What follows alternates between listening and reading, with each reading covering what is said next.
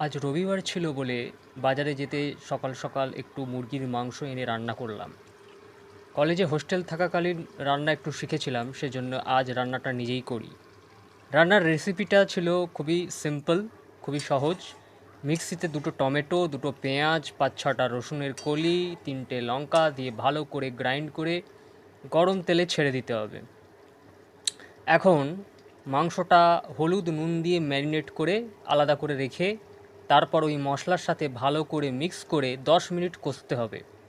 তারপর হালকা গরম জল দিয়ে আরও ৩০ মিনিট সিদ্ধ হতে দিতে হবে। ব্যাস, তারপর হোটেল স্টাইলে এরকম মাংস রেডি। আর দারুণ হয়েছিল মাংসটির টেস্ট খুব সুন্দর হয়েছিল।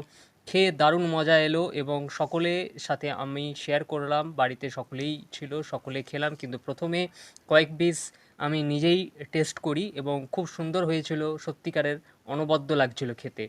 যাই হোক, আপনারা কমেন্ট করে জানাবেন। এই মাংসের রেসিপিটা খুব সুন্দর এবং খুব সহজেই হয়ে যায়। এবং প্লিজ লাইক করুন, শেয়ার করুন এবং কমেন্ট করতে ভুলবেন না। ধন্যবাদ।